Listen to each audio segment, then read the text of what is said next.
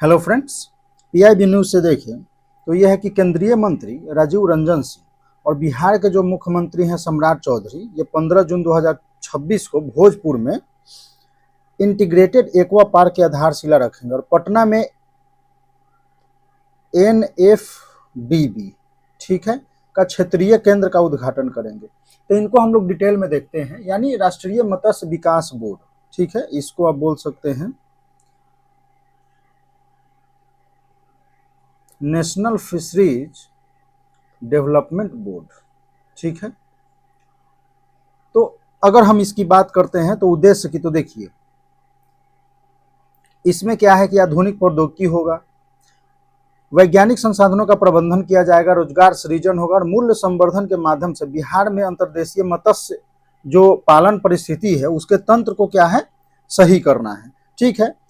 यह पहल जो है मत्स्य क्षेत्र को प्रौद्योगिकी संचालित, गुणवत्ता केंद्रित और निर्यात उन्मुखी बनाएगा। यानी हम निर्यात करेंगे, गुणवत्ता पे काम करेंगे और R&D इस पे होगा। इन सबको बनाने में जो है सहयोग प्रदान किया जाएगा, ठीक है। अगर हम लोग बिहार की स्थिति की अगर हम बात करते हैं जल संसाधन आधार की, तो तालाब और पोखर की अगर हम बात करते हैं तो लगभग 1.22 लाख हेक्टेयर में फैला तालाब और पोखर है, ठीक है। जलाशय अगर देखें तो 0.64 है लाख है। और वही बाढ़ मैदान वाली अगर झीलों की बात करते हैं तो 9.5 लाख हेक्टेयर में है। और बेकार पड़े हुए जल क्षेत्र जो है 21,354 किलोमीटर से ज्यादा लंबी नदियां नहरें शामिल हैं। अगर हम इसी में बात करते हैं कि कौन सी मछली होंगी जिनका हम लोग इस पे काम करेंगे, तो वो मछलियां होंगी कतला हो गया, रोहू हो गया, मृगल हो गया, ग्रास कार्प हो गया, कॉमन कार्प हो गया, सिल्वर कार्प हो गया, पाबदा हो गया, तिलापिया हो गया, पेंगेसियस मांगुर हो गया। अंतर्देशीय मत्स्य पालन के क्षेत्र में एक अग्रणी केंद्र बनने की अपार संभावनाएं मौजूद है, ठीक है। अब देखा जाए तो निवेश की जो उपलब्धि है वो है क्या, तो पिछले 11 वर्षों में बिहार ने 902.84 करोड़ की परियोजनाओं का मंजूरी दिया है, जिसमें प्रधानमंत्री मत्स्य संपदा योजना के अंतर्गत 579 के आसपास है। 579 टोटल जो है 11 साल में 902.84, इसमें 579.72 करोड़ जो है केवल क्या है प्रधानमंत्री मत्स्य संपदा योजना के तहत शामिल है। अब इस निवेश से क्या होगा, मजबूत अवसंरचना प्राप्त होगा, जिसमें ब्रूड बैंक हो गया, हेचरी हो गया, RAS हो गया, बायो फ्लॉक इकाई हो गया, मत्स्य आहार संयंत्र हो गया, कोल्ड चेन ट्रांसपोर्ट की सुविधा, जलीय रेफल प्रयोगशाला, ये सब शामिल है, ठीक है। अब इसके परिणाम स्वरूप बिहार में मछली उत्पादन जो है दुगने से ज्यादा हो चुका है। बिहार अंतर्देशीय मत्स्य उत्पादन करने वाले राज्यों में 9 से जो है 4 पे आ गई है, 9वें स्थान से किसमें 4 पे आ चुका है। बिहार अब प्रतिवर्ष अगर देखा जाए 89,600 मीट्रिक टन जो है मछली पड़ोसी राज्यों को निर्यात करता है। यानी बोला जाए तो शुद्ध निर्यातक बना हुआ है, शुद्ध निर्यातक क्षेत्र जो है वो क्या है बना हुआ है। यानी इतना मीट्रिक टन जो है पड़ोसी राज्यों को निर्यात करता है, ठीक है। वहीं पे अगर हम बात करते हैं कि भोजपुर की, तो भोज देखिए, चलिए यहाँ पे है भोजपुर के बंसौर फीड सीड फार्म में इंटीग्रेटेड एक्वा पार्क, ठीक है, में 31.21 करोड़ की मंजूरी दी गई है, ठीक है। प्रधानमंत्री मत्स्य संपदा योजना, ठीक है, इसके तहत। अब अगर इसमें हम सुविधाओं की बात करते हैं तो सुविधाएं क्या होंगी, तो देखिए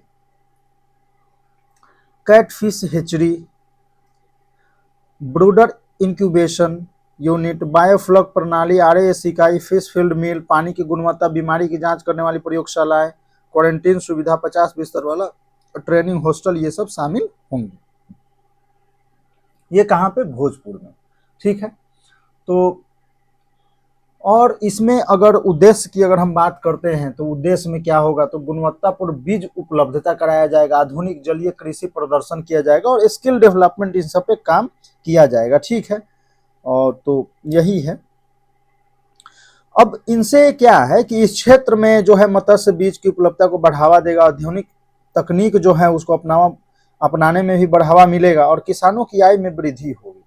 किसानों की आय वैसे भी हमें दुगनी करनी है, 3 गुनी करनी है, तो इन सब के लिए ये जो है बेहतरीन उपाय है।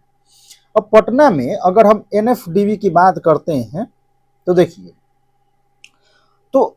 पटना में एनएफबीडी का क्या है, क्षेत्रीय केंद्र बिहार में पूर्वी क्षेत्र के लिए संस्थागत केंद्र के रूप में काम करेगा। विभिन्न योजनाओं, प्रौद्योगिकी और देखा जाए तो जमीनी स्तर पर क्या कार्यान्वयन जो भी है इसकी सहायता के लिए बेहतर समन्वय सुनिश्चित करेगा। ठीक है,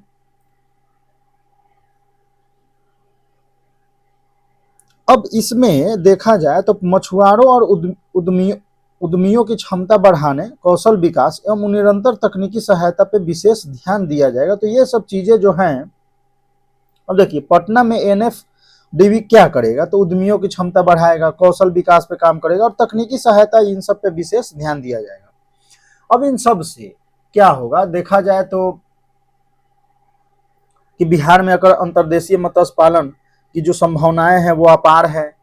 वहीं पे प्रधानमंत्री एमएसवाई, प्रधानमंत्री मत्स्य संपदा योजना, एफआईडीएफ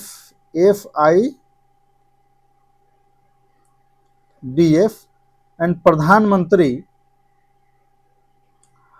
मत्स्य किसान समृद्धि सह योजना पीएमएमकेएसवाई के माध्यम से बढ़ावा दे रही इन योजनाओं के माध्यम से जो है मछली इन सब उत्पादन पे, कोल्ड चेन पे और संरचना को बढ़ाना है, कोल्ड चेन को अच्छा करना है, इन सब का सुविधा विकास, मूल्य संवर्धन पे काम करना, आधुनिक तकनीकें, ये सब चीजें हैं इसमें। एकीकृत एक्वा पार्क एनएबीडी क्षेत्रीय के मिलकर उत्पादन जो है सहयोग से ये श्रृंखला का निर्माण करेंगे और संरचना, प्रौद्योगिकी, ज्ञान प्रणाली समन्वय करते उत्पादक आय, रोजगार वगैरह को महत्वपूर्ण भूमिका निभाएंगे। तो देखिए इसमें अगर एक आया टर्म क्या, प्रधानमंत्री एमकेएसवाई, प्रधानमंत्री मत्स्य किसान समृद्धि सह योजना, प्रधानमंत्री मत्स्य संपदा योजना के अंतर्गत है ये। प्रधानमंत्री मत्स्य संपदा योजना के अंतर्गत आता है, इतना हमें ध्यान रखना है। इसका उद्देश्य क्या है कि जो हमारा असंगठित क्षेत्र है, जो असंगठित क्षेत्र है ना, इसमें हमको क्या करना है कि मत्स्य को पालन को औपचारिक रूप देना है। ठीक है, अब ये औपचारिक रूप दिया जाएगा और क्या किया जा सकता है, तो और हम कर सकते हैं कि जो हमारा मूल्य श्रृंखला है, मूल श्रृंखला है,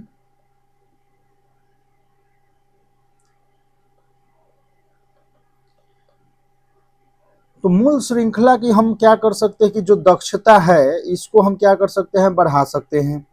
और जो हमारा सूक्ष्म जो है, माइक्रो स्मॉल जो इंटरप्राइजेज है, इनके लिए हम क्या कर सकते हैं, तो इनके लिए इंस्टीट्यूशनल जो वित्त पोषण होगा, यानी संस्थागत जो वित्त पोषण है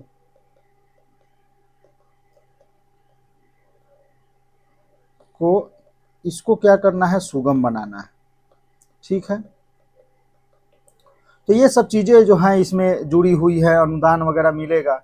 और वित्तीय अगर हम बात करते हैं तो बजट में अगर इसकी हम बात करें तो बजट में लगभग जो है 6000 करोड़ रुपए के आसपास था। ठीक है, जिसमें देखिए 50% सार्वजनिक वित्त पोषण था और जिसमें विश्व बैंक, एफडी, मतलब जो भी है का बाहरी वित्त पोषण शामिल था। 50% जो है निजी क्षेत्र से शामिल था, यानी 50% प्लस 50%। ठीक है, तो ये तो हो गया प्राइवेट, निजी क्षेत्र लाभार्थी निवेश। और ये जो हमारा है वो क्या है, तो वर्ल्ड बैंक है और एएफडी है। ठीक है, समय सीमा की अगर हम बात करते हैं तो सभी राज्यों और केंद्र शासित जो है प्रदेश हैं उसमें जो है 4 वर्षों के लिए कार्यान्वित किया जाएगा। कितने, तो 4 ईयर के लिए। ठीक है, तो ये सब चीजें हैं। अब इनसे जो है लक्षित जो लाभार्थी है उनमें क्या होगा कि मछुआरे हैं, मछली पालक है और मछली श्रमिक है, मछली विक्रेता है, मत्स्य पालन से संबंधित जो भी सूक्ष्म लघु उद्योग होंगे उन पे उनको फायदा होना है। ठीक है, तो ये सब चीजें इसमें तो हैं ही। वहीं पर अगर हम बात करते हैं कि इसमें आप सिंपली अगर बोल सकते हैं कि अगर इसको ऐसे समझें कि जो प्रधानमंत्री मत्स्य संपदा योजना है, अगर उसकी हम बात करते हैं तो यह है क्या कि मत्स्य क्षेत्र का सर्वांगीण विकास करेगा। ये जो है मत्स्य क्षेत्र है, मत्स्य क्षेत्र का क्या करना है, इसको ओवरऑल विकास करना है। ठीक है, सर्वांगीण विकास करेगा ये हमें ध्यान रखना है। FIDF जो है fisheries and aquaculture infrastructure development fund, तो FIDF जो है वो जो भी अवसंरचना है इसका क्या करेगा, वित्त पोषण करेगा। ठीक है, वहीं पे प्रधानमंत्री मत्स्य किसान समृद्धि सह योजना है, तो ये क्या करेगा, तो ये जो है मछुआरों जो है ना, मछुआरों का कल्याण करना है और औपचारिकरण।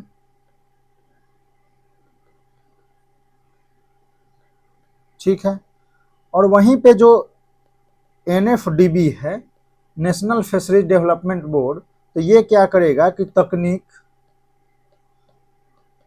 और संस्थागत जो है इसको सहयोग करना है, तकनीकी और संस्थागत सहयोग। ठीक है, तो ये सब चीजें हमें ध्यान रखनी है।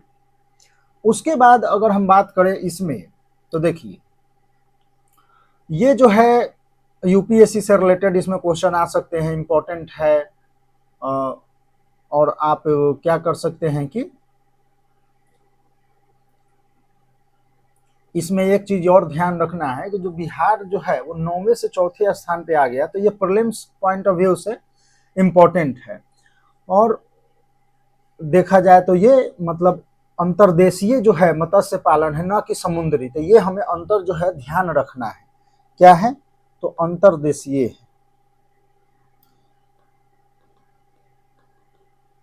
अंतर्देशीय है, इनलैंड आप बोल सकते हैं। ये जो है मैरीन नहीं है, मतलब समुद्री नहीं है, ये हमें ध्यान रखना है। ठीक है, 9वें स्थान से कहां तक आ गया, 4थे स्थान पे, 4th पोजीशन पे, तो ये भी ध्यान रखना है प्रीलिम्स पॉइंट ऑफ व्यू से। इसमें अगर हम लोग एक क्वेश्चन देखते हैं मेंस पॉइंट ऑफ व्यू से, तो UPSC में अगर आप बात करते हैं तो इम्पोर्टेंट टॉपिक है। और बिहार में भी अगर हम देखें तो GS1 में बिहार भूगोल हो गया और GS3 में कृषि से संबंध क्षेत्र हो गया और ब्लू इकोनॉमी से, मतलब दोनों से जुड़ा हुआ है। और बिहार की भौगोलिक स्थिति अगर हम देखते हैं तो गंगा बेसिन में स्थित होना, बाढ़ प्रवण क्षेत्र है, तो अंतर्देशीय मत्स्य पालन के लिए जो है स्वाभाविक रूप से इसको अनुकूल बनाता है। ठीक है, तो देखिए बिहार में अगर बिहार की हम बात करते हैं तो GS1 एंड GS3, ठीक है। वहीं पर अगर आप ओवरऑल UPSC की बात अगर करते हैं तो ये GS3 में अर्थव्यवस्था, ब्लू रेवोल्यूशन हो गया, अंतर्देशीय मत्स्य पालन, मत्स्य संपदा योजना, निर्यात प्रतिस्पर्धा, इन सब में आ गया। GS3 में और देखें हम तो जो है ग्रामीण रोजगार में, तो मतलब रोजगार ग्रामीण विकास की अगर बात करते हैं तो मूल संवर्धन और श्रृंखला है, कौशल विकास, समुदाय आधारित प्रबंधन है, तो ये सब चीजें हैं। वही बिहार में तो GS1 में ये सब आ रहा है। तो क्वेश्चन है कि भारत में नीली अर्थव्यवस्था, ब्लू इकोनॉमी की संभावनाओं का मूल्यांकन करें, प्रधानमंत्री मत्स्य संपदा योजना और अंतर्देशीय मत्स्य पालन के राज्यों की भूमिका हमें बतानी है। इसमें राज्यों की भूमिका आपको बतानी है। ठीक है, बिहार के जल संसाधनों का मत्स्य क्षेत्र में किस प्रकार उपयोग किया जा रहा है, ये बिहार से ओरिएंटेड है, बिहार मेंस के पर्पज से। संबंधित चुनौतियों को सरकारी हस्तक्षेप बताएं, तो ये भी इंपॉर्टेंट है। और क्या इनिशिएटिव गवर्नमेंट ले रही है, क्या नए नए चीजें हो रही हैं, इन पे हमें चर्चा करना है। तो ओवरऑल हमने लगभग काफी कुछ कर लिया है। तो भूमिका में हम लोग ये सब यूज कर सकते हैं। अब बता सकते हैं कि भारत में जो है कि पटना में NFBD क्षेत्रीय उद्घाटन हुआ है और भोजपुर में इंटीग्रेटेड एक्वा पार्क का उद्घाटन हुआ है, जिससे ये चीज़ें हमें बिहार को फायदा होगी वगैरह वगैरह। ठीक है, फिर उसके बाद उसके बारे में डिटेल में हम लोग बात करेंगे, बिहार में क्या स्थिति रही है तो उसमें हम लोग भी बात करेंगे। ठीक है, तो ऐसे करके आप आंसर राइटिंग लिख सकते हैं। ठीक, और बिहार में क्या किया जा सकता है। ठीक है, ओके। इस पे हम लोग एमसीक्यू जो है वो मिक्स करके एमसीक्यू देखेंगे इसमें, मतलब 5-6 क्वेश्चन इसके हो जाएंगे और भी किसी पीआईबी के 5-5 6-6 करके 20